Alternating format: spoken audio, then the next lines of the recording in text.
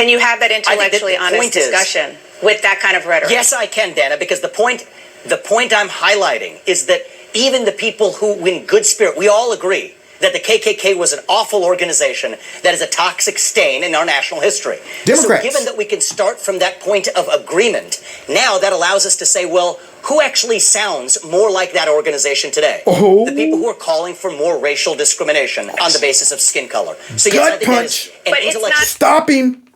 That was a gut punch. Because there you have it. It sounds like the folks who claim that they're fighting against racism are the ones that's pushing more racism than any other group of people. If you don't believe me, just let 5 minutes go by of a Democrat grabbing a microphone, whether it be in an interview, a debate, a dang on lecture, anything. Watch how quickly racism comes up. For I don't care what the topic is, just give them one, anything. You know, ice cubes. But you know what? Ice cubes are racist. They should be brown.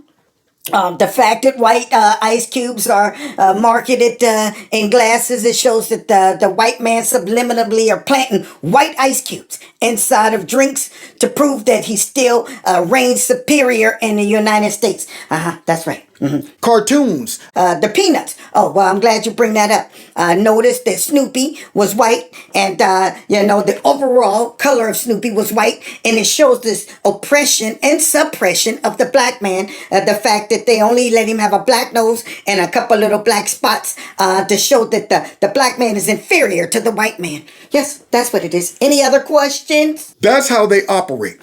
Milk. See, notice that they promote white milk way more than chocolate milk. They never talk about the ingredients of chocolate milk and the benefits of it because they don't want people to think that black people benefit society at all. Okay? It's all about the white man. That's what it is.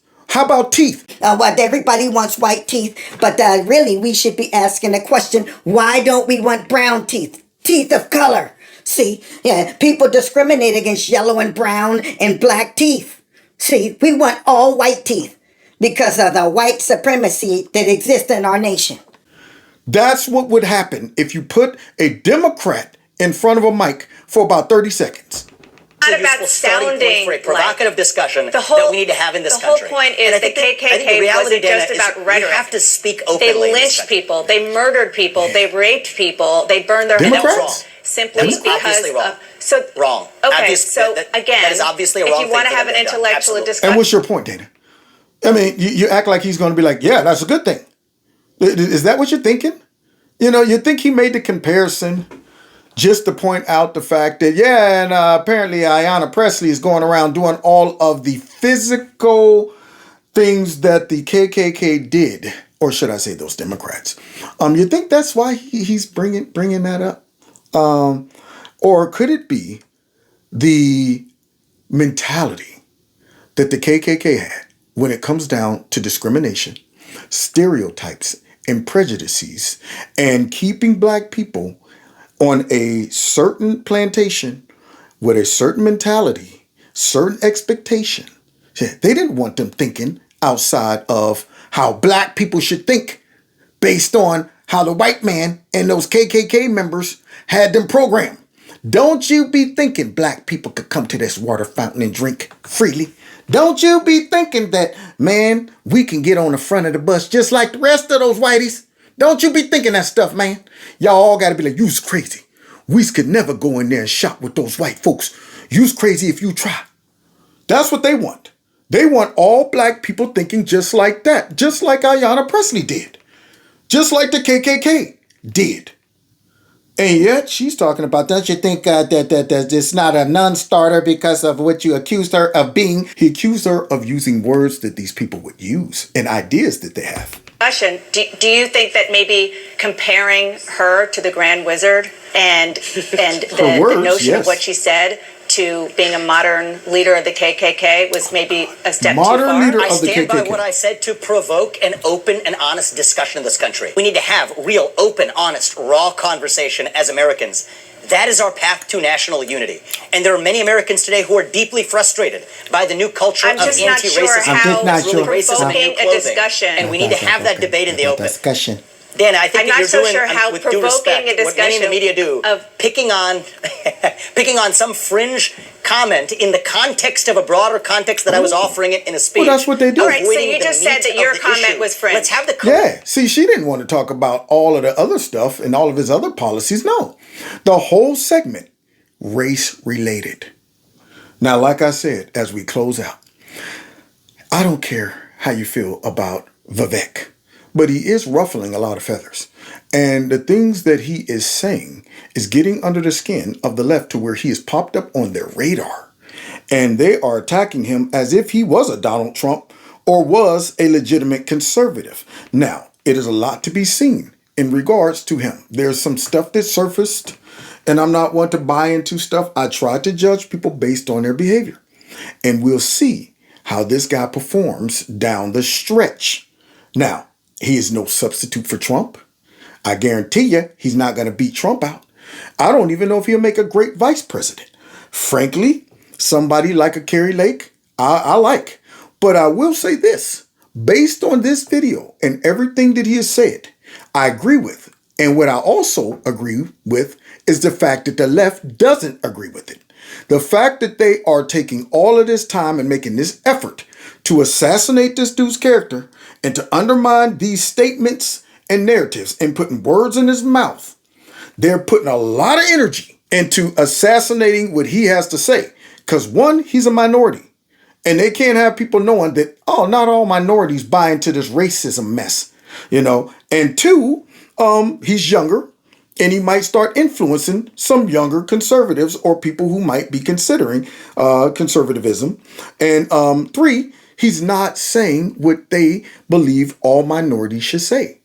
Meaning they're all mad, they're all angry, and they all blaming everything about America on racism. He's not doing it. And Dana doesn't like it. Courage to confront the meat of that. You know, I'm saying you drew a fringe comment from a much longer speech. As I described I described you picking one fringe comment from a long speech that I gave to duck debate from the real issue that I think you don't want to have, Dana, because I think you probably agree with me on this. That this is toxic I think that this debate, from leading politicians I think that this debate on dividing us on the basis of race. And I want to have the open debate. I think this debate is fascinating and interesting and opening and important. What I did was explain to our viewers. What I did was, you see her calculated? She's thinking through this like, okay, let me try to explain what I did. Because see, if anybody got common sense, they will know that what I am doing is focusing on race, trying to assassinate the man's character, and trying to race bait. I am the problem. I'm the person that has allowed myself to create crazy folks out there that might have some race issues on the inside, and here I am up here pushing all of this stuff. They might just tip them over the edge. See? Yeah, I'm that person. I'm the person who is promoting all of these narratives that the Democrat Party is pushing. Yeah, and when he said, you might disagree with me. You see her head? I don't agree with you. See, and I wonder if these liberals on these networks really do believe in all of this racism and division and stuff like that. Are they really that liberal?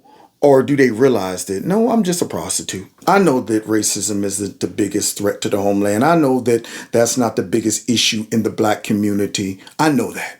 But I'm willing to get out there and say the opposite of what I really know. Or do you think they really believe that these are real issues? See, now I'm not going to do like they're trying to do Donald Trump and say, well, Donald Trump knew that he lost the election, but he's getting out there saying he did. I'm not going to do that. I'm not going to suggest that I know exactly what this woman believes. As a liberal, there's a high probability that these people on these networks really believe this crap. But there's also a high possibility that they don't. And sometimes when they get caught off camera, they don't know that they're being filmed. It will leak out. Bunch of crap. This stuff right here, it's a nothing burger. And it just goes to show that they're propagandists. So let's close out. That you were asked a question and you took it to a point where you called a sitting member of Congress who is black, who was having discussions about race, calling her the modern grand wizard of the KKK. And I'm just not sure how that's open and honest discussion. Now, as we end, do you see what she just ended on? Calling an open member of Congress who is black, got to make sure y'all know that, a KKK member. The modern grand wizard of the KKK, and I'm just not sure how that's open and honest discussion. I don't know if that's helpful by calling her the modern grand wizard of the KKK. She's the example of the problem. See, she's putting words in his mouth. She's embellishing. She's using inflammatory statements, language, topics, all in effort to continue to race bait and to continue to push identity politics. And she's the problem of why racism just won't die. Now, anybody else who votes for these people, who supports these networks, who supports these politicians, who pushes this garbage instead of focusing on the policies that can better your life, you also are part of the problem. Make them have to compete by using policies that will benefit your life versus narratives that will only have you chasing your tail, looking under every rock to find some racism out there. You wouldn't have to do that if it was a real problem. Now, God bless y'all. God bless America. I done gave y'all almost a whole 2-hour live stream that ain't really live.